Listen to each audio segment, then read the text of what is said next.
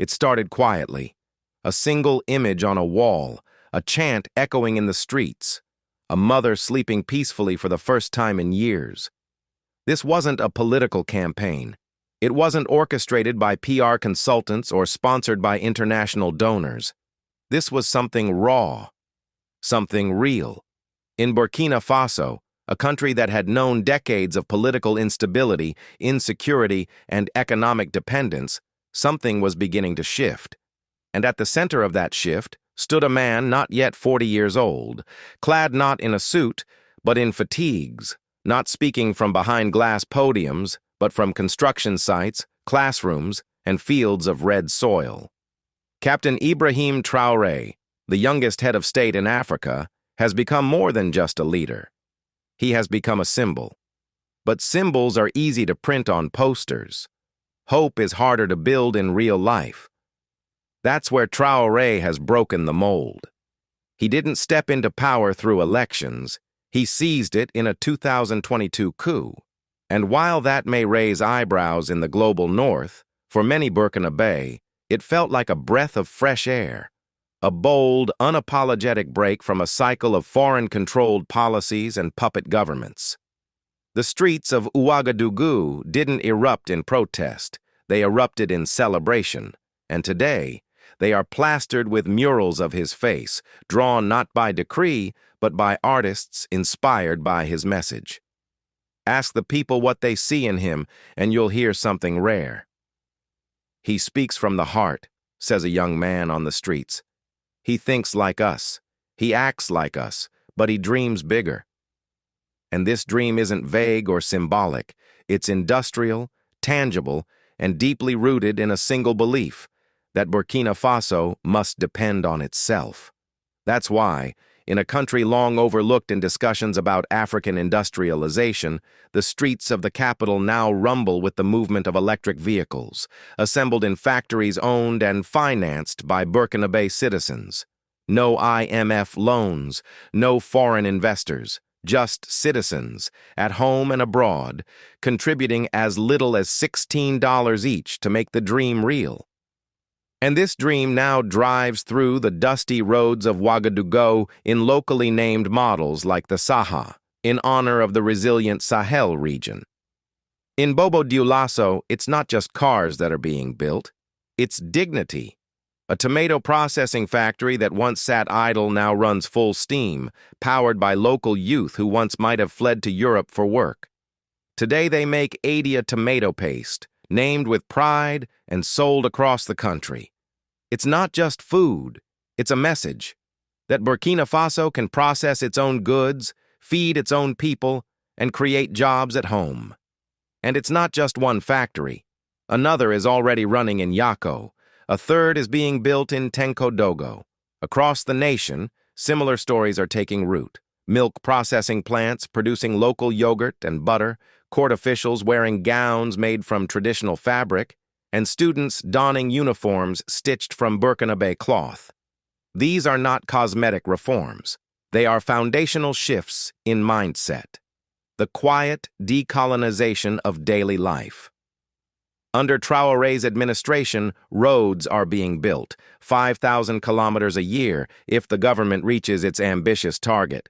For perspective, that's more than the country had built since independence in 1960.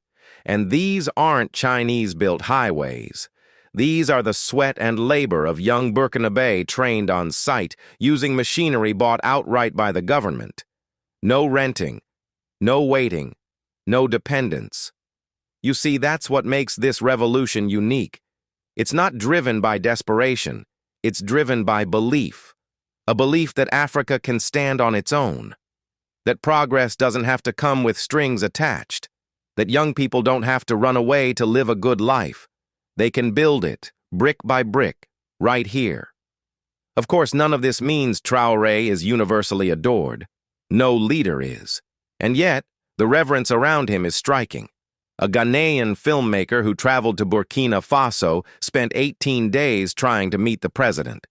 Every door he knocked on, every connection he chased, led to dead ends. If you want to meet Traoré, you must be ready to die, one local told him, not as a threat, but as a poetic expression of how unreachable the president has become. Not because he's hiding, but because he's working. He doesn't parade on talk shows or pose for international magazines. He builds. And it's in that building of roads, of factories, of belief that he has won hearts. Like the entrepreneur Patrick Parr, who returned from Turkey to launch Let's Go, an electric ride-hailing service. He could have stayed abroad, made more money, but something called him home. The president is young. He understands us. He listens, Patrick said, and he's not alone. Across Ouagadougou and beyond, a new wave of entrepreneurs is rising, starting businesses in transport, farming, and tech. Because for the first time, the state isn't blocking them. It's lifting them up. In courtrooms and classrooms, that message is reinforced. Judges now wear locally made gowns. Students dress in Burkina Faso fabric. These may seem like small gestures, but they carry enormous weight. They say to every child, every citizen, you don't have to look outside to find value. It's already here, in your culture, in your land, in yourself. And perhaps nowhere is that message clearer than in the renaming of a major boulevard in the capital. Once called Charles de Gaulle Avenue, it now bears the name of Captain Thomas Sankara, the martyred revolutionary leader whose spirit clearly echoes in Traoré's leadership. It's more than a name change, it's a declaration. Burkina Faso is no longer looking to its former colonizers for validation. It's writing its own story. But even as this story unfolds, the challenges are real, resources are tight, security threats persist, and the resistance from external forces, those who benefit from Africa's dependence, remains strong. There will be setbacks, there will be hardships.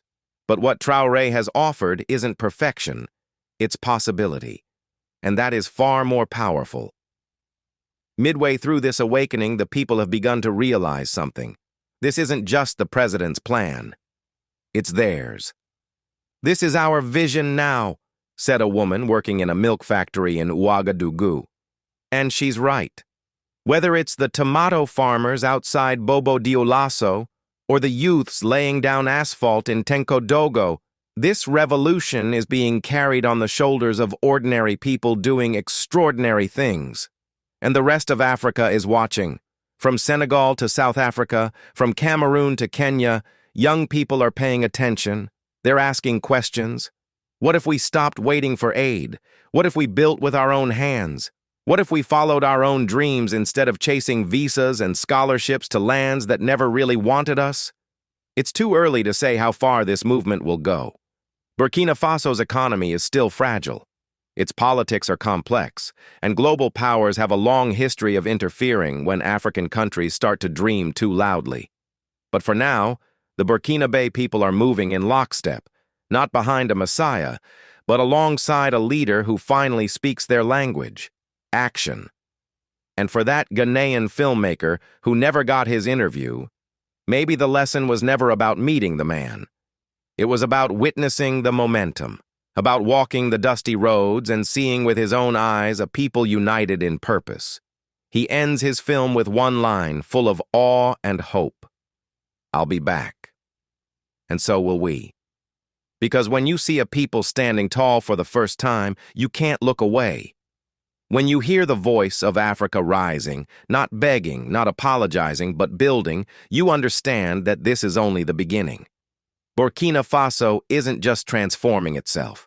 It's reminding an entire continent that the tools to build the future are already in our hands. Let's use them. If this story moved you, drop a comment below. Share your thoughts, share your dreams. And if you believe Africa deserves its own voice, its own pride, and its own future, like this video and subscribe to Voice of Africa. We're just getting started.